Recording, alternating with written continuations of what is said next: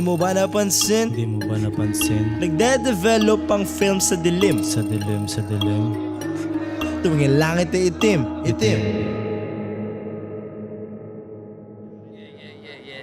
Okay, hindi ko na matandaan yung taon pero siguro mga 2016, 15, 16, parang event ata ng breakless or daily grind, something like that. Kami ni Pap, ni Wayan, ni Roy, may grupo na kami. Unang pangalan nun, congrats. Congrats talaga, pero base lang namin congrats. Sabi, tara, sumama mo ko. Pakilala kita sa ibang members. Tapos paglabas namin ng B-side, nandan si Matt, tsaka si Roy. Sila tatlo pa lang, Matt, Roy, tsaka si Wayan. Doon kami nagkakonek-connect lahat. Kumbaga, bago kami maging creatives lahat, skater kami lahat eh. Number one talaga, skateboarding. Yun talaga yung number one. Doon kami nagkakilala lahat. Cartelen Boys, assorted yan eh. Galing sila sa mga iba't ibang mga skate crew.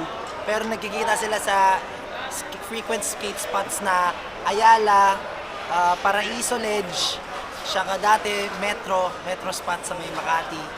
Saka, ayan, ano ba? MSP. Pero ano na yun eh, later on in life na yun eh. Siguro kung wala yung skate, hindi ko makikilala yan, sina Jare, sina Wayan. Kasi sobrang dami kong napasukan. Skate, graffiti, fixed gear. Yung elements na yun, laking tulong sa akin na mag-grow as an artist. As ako naman, skate crew ko naman, Bangkal Goons, galing ako sa Bangkal. Tapos every time naman, day skateboarding na kami. Pag gabi na night skate na sa Ayala, doon na magkasama-sama lahat ng mga galing sa ibang mga crew. Tapos halos parang ibang crew, isang crew na rin siya. Wala nang pangalan eh, kasi halo-halo na sila eh. Pero magkakilala na sila lahat lagi sa Ayala. Kumbaga, wala. Puro ako na lang, parang skate lang. Hanggang sa hanap ng bagong trip. Hanggang sa nagconnect yung trip sa dulo bigla. Ayun, tara, uwi natin to. Hanggang sa ito na. Si Matt, kaklase ko siya ng elementary eh. Rampa ko siya ng high school, tapos skate na kami. Yun, parang doon nag-umpisa yung moments na, or yung journey na kasama ko sila as Cartelen na siguro. Tapos yun, doon ko nakilala si Nevin, unang miyembro namin, unang tropa kong nakilala ko na may Supreme na damit. Yung buong Cartelen, kilala ko na, most of them kilala ko talaga, nag-skate pa lang ako, 15 years old pa lang ako, 16 years old, 17 years old.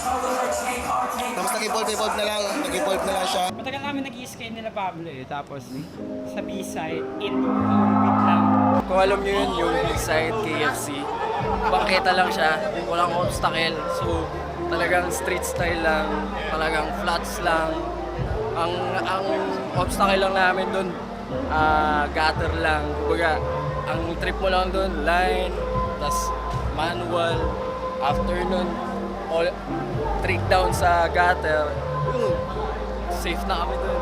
Yung B-side, sobrang wala pang Cartelen, malaking party na sa amin yan eh. Parang, dyan nagsimula lahat ng kalokohan namin na lang, lahat na ng kalokohan dyan nagsimula kasi syempre, dyan kami nahinog, kumbaga, kasi kunyari every Sunday, mga ganun. Classic. Sobrang dami kong nakilalang tao dahil dyan, parang, alam mo yun, lahat nag-connect dahil sa B-side, sa Makati, sa Malugay. Wala na siya ngayon, nag-iba na siya, kondo na siya ngayon, pero kung nandun ka ng mga panahon na yun, alam mo yung sinasabi ko, tol.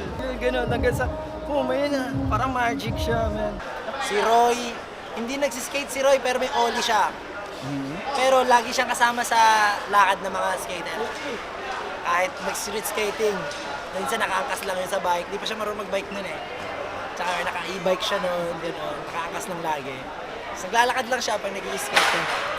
Sila Matt, Matt, isang pinakamagaling na skater yan sa Cartelen. Nag-freestyle lang kami. Parang freestyle hanggang sa ano ba di tayo gumawa ng track hanggang sa nakilala na namin si Ganto, si Wavier. Doon namin nakilala si Wavier. Taka na, nag-freestyle kami. Tapos biglang pumasok si Wavier. Taka na, biglang bumitaw. Parang, what the fuck? Tangina mo, nag-rap ka rin. Jare Boy, later on na siya eh. Galing kasi siya sa Pixie. Tsaka graffiti. Tapos, pagpasok niya ng Cartelen, nag-skate na rin siya noon. Nag-skate ako since 2017 hanggang 2019 bago mag-pandemic. Si Troy, ka-crasher naman, galing Pasay naman yun. Pero nakikita rin sa Trinidad tsaka sa Paraiso. Ganyan, galing mo sa Malbar nag-i-skate yun. Lang lumapit sa akin si Wayan, sabi niya sa akin, ikaw pala yan, galing mo. Tapos parang, meron kami binubong rap group? Kung di ako nagkakamali since 2018 or 17. Basically, kung kailan nag-start yung Cartel. Nabit ko sila nung nag-umpisa ko lang din. So, throughout that year. Kaya marami din, may mga iba din producer na Cartel tulad ni Jay Woods. Sa career sa music, malaki yung tinulong ng skate community sa grupo namin. Yung skate scene kasi sobrang kakaiba na hindi mo makukuha sa ibang community. Kasi lahat doon, open lahat na kahit baguhan ka or matagal ka na doon sa eksena, lahat welcome, tapos tinuturuan ka, at tinutulungan ka nilang mag-grow as a you also na hindi lang basta gawin mo to, gawin mo yan. Binuboost up yung sarili mo as a tao and then as a skater and an artist also. Skateboarding tsaka music parang yun na yung naging bond namin talaga eh. So kahit ngayon hindi na kami nakakapag-skate masyado as much as dati na sinasabay namin yung skateboarding sa mga gig. Pero yun pa rin, doon pa rin yung heart talaga namin, skateboarding talaga. Kung hindi ako nag-skateboard, wala ako ngayon dito. Hindi ako kinakatayuan ko ngayon, hindi ko nakilala yung mga manlulupit na tao. Ang pinaka nabigay sa akin ng skateboard is yung community at yung mga tao. Yung mga nag-mosh pit yan, basta sila yung isa sa mga naging pundasyon ng career nila Wayan, nila Sega, way back. So, ayun. Malaking parte yung skateboarding background sa grupo. Tingin mo ano yung similarities ng skateboarding at hip-hop? Ano similarities na skateboarding hip-hop? Siguro, no boundaries pagdating sa anong tatalunin mo. Pagdating sa saan mo i-apply yung line na to o yung trick na to. Tsaka pare silang may line. May line sa hip-hop, may line sa skateboarding. Sa skateboarding, kanya-kanyang playstyle yan eh. Parang gusto mong speedan, gusto mong mabagal na maglaro. Alam mo yun, bahala ka na eh. Ganun din sa pagharap sa amin sa Telep. Kasi wala kaming, alam mo yun, wala kaming part na, uy, ganito dapat ka. Wala kaming ganun, wala kaming husgahan kung ano ka dapat. Bahala ka sa style mo. Kaya para sa akin, nag-reflect talaga yung skateboarding at saka Cartel sa group. Bilang isa. Saka pagiging malaya, kumbaga fuck the rules, kumbaga in-apply lang din namin yun sa bagong craft namin, kumbaga hindi kami kumo-conform sa isang style, kumbaga wala kaming pake. 2016, nagsimula kami skate. 2019, 19 years old, 2018, 2017. Nagsimula naman ako mag-music kasi na-transition ka na, syempre, hindi naman ako yaman sa skateboarding kung wala akong kickflip, di ba? So, ayun, nahanap ko yung outlet ko. Kasi nabalo-balo na ako, kaka-skateboarding ko, ang dami ko nalalaman masyado, ang dami ko nakakulitan. In-apply ko naman siya ngayon, tin-transition ko siya into music. So, yung personality ko, yung mga bagay na natutunan ko, mga experiences ko, sinulat ko, kahit ano mangyari, pinractice ko na magsulat na kahit ano, everyday. Basta pa may thought na dumaan sa isip ko, maganda man o hindi, kailangan ko isulat yon kung alam ko may value siya kasi mawawala yun kung big sinulat. Kung ano yung nakuha namin ngayon, I give it all. Sa skateboarding kasi nakilala ko sila. Tapos sa music na lang yung nag-follow. Kahit yung taste ko sa music galing skateboarding yun eh. So kaya ko nagustuhan yung hip-hop. Dahil skateboarding yun, napapanood ko sa mga part. Especially Shake Jan, Chicken Bono, Wison, tsaka mga Dead Fish. Ang ganda ng mga music na lagi na nila. Doon ko nakilala yung Physics Mafia. Pero as a Cartel, siguro, ang mga naging inspo talaga namin is Utang, Brockhampton, mga Mobb Deep. Madami, halos lahat ng grupo, kinaya namin i-combine as one. Parang. Kaya bawat flow namin, bawat bitaw ng bawat verse, iba-iba talaga. Pag nag-skate ka, kailangan mo ng music eh. Eh kami pinapakinggan namin nun, puro hip-hop. Bilang hip-hop, iba-ibang genre, diba? Pero mas marami hip-hop, tapos parang pag nakikinig ka kasi ng sounds, hot skate ka nun eh. Parang aangas mo nun, pre, kahit hindi malupit yung trick mo, kahit oli lang. Pero pag may sound trip ka, parang aangas mo nun. So, parang sa akin, ayun yung parang bridge nilang dalawa, skate, saka hip-hop music.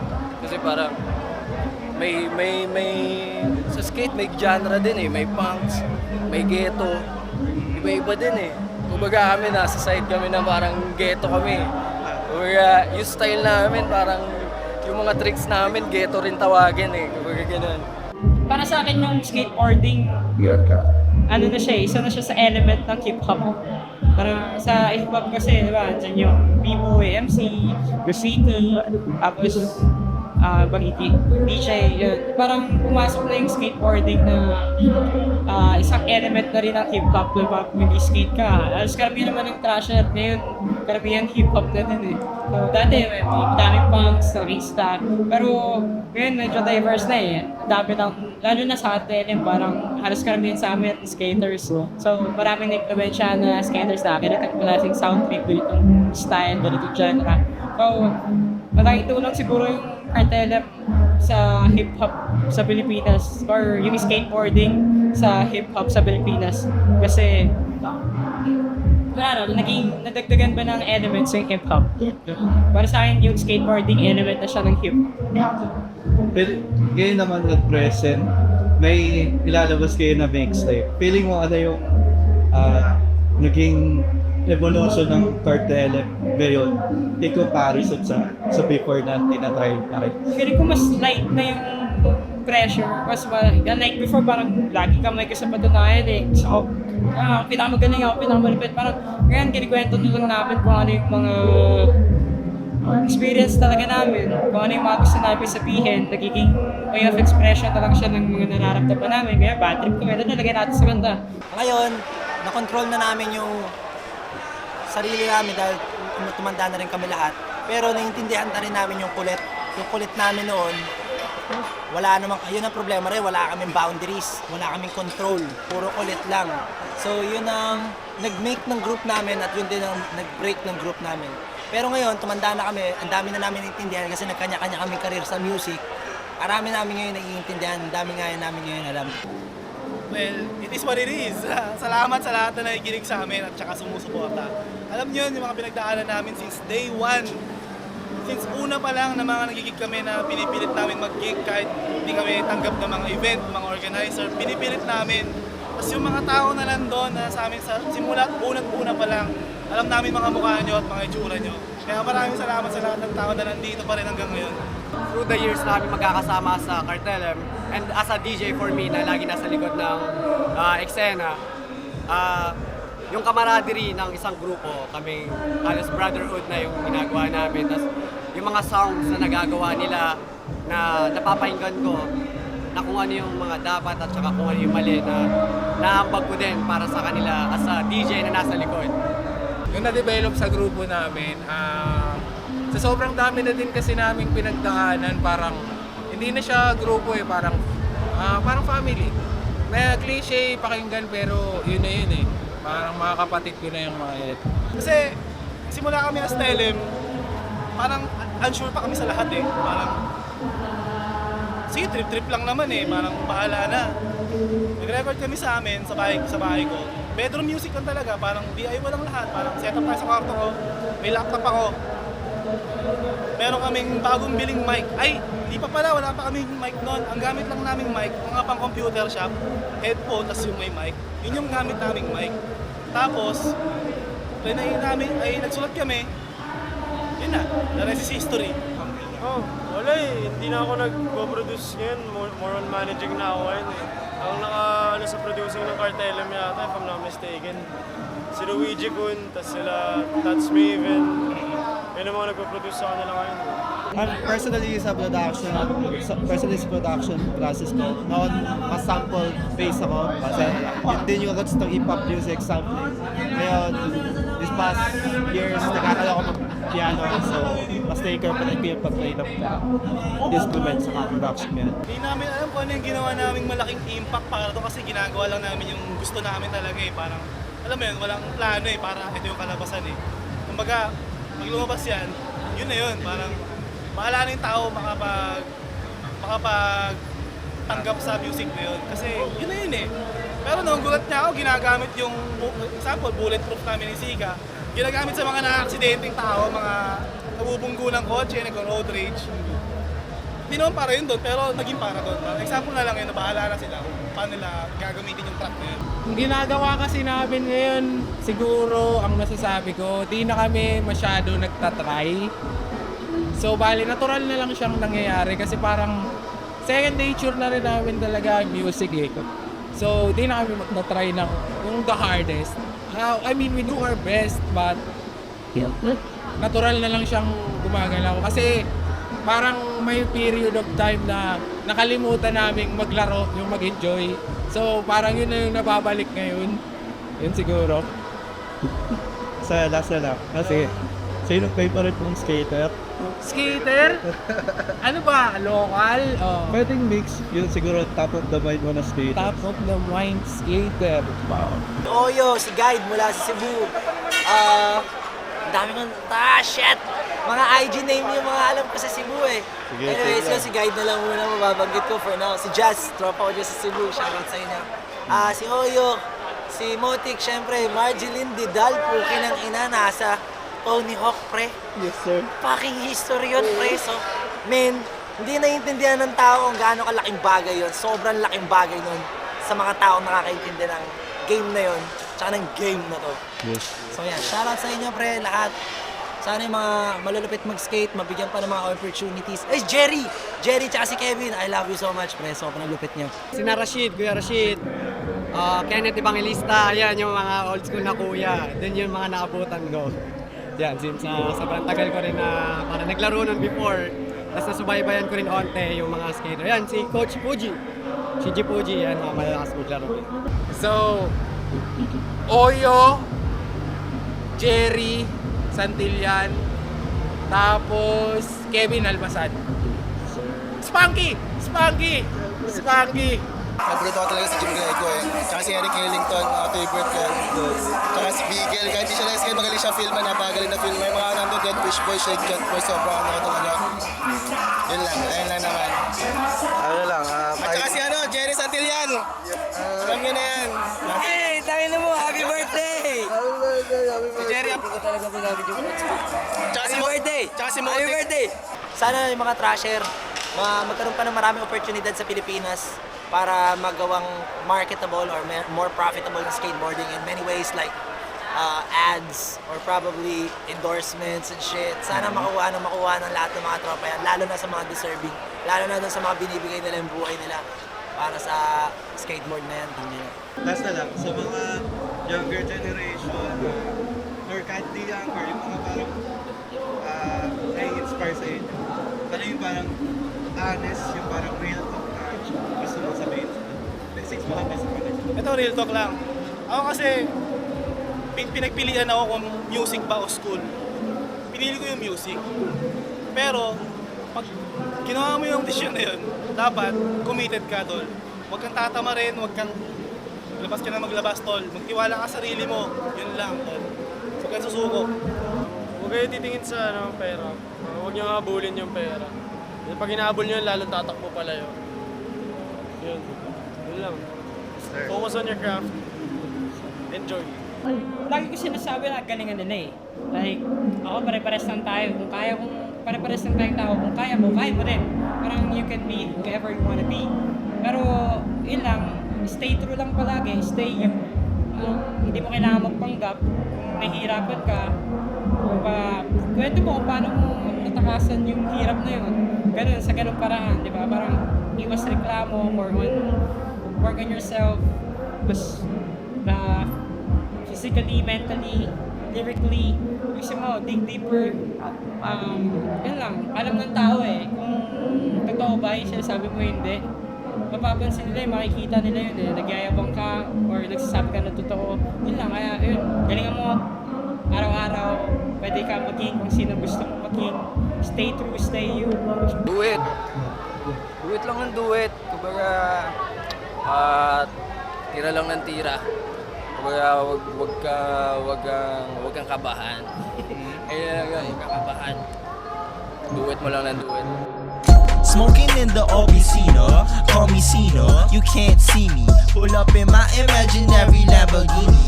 That's your brand new CD that I be using as a doorstop. We block the way like Snorlax. Only cheap liquor for my party. Porta potty, that's your studio. I'm your kryptonite. Your mama cooking in my kryptonite. Treat her so polite. Don't be mad at me. Call me daddy if you like. Not with my colette, you get strangled. Not part of a scene, we're a whole other channel. Baseball bat to the back of the damn ankle till I make the handle break. Take a look at me and see someone that you wanna be. Bada bing, bada boom. Your tracks sound better pag zero yung volume. Oh, that was an insult, bitch. Saan nanggaling yung term na duet? Ano talaga yung pinaka-history? God damn. Tingin mo, Duet? sa'yo. Paano mo siya natunang narinig? Shoutout kay Solo, pare, Solo. Legendary skater ng B-side KFC. Yes sir, siya nagpauso ng duet. Duet. Ayun. Ay, isa rin nun, wala lang. Sinabi niya lang, duet. Tapos parang, ayun na, kumalat na, duet. Tapos parang naging parte na kanta. Yes sir. Naging parang part na siya ng subculture ng Makati scene ng skater. Yeah. May mga lingos and shit. Plans for the win and you wish you knew it. Philippines, cool place to skate, man. Unit. Nice spots. You can't do it like how we do it. Boy, you can't do it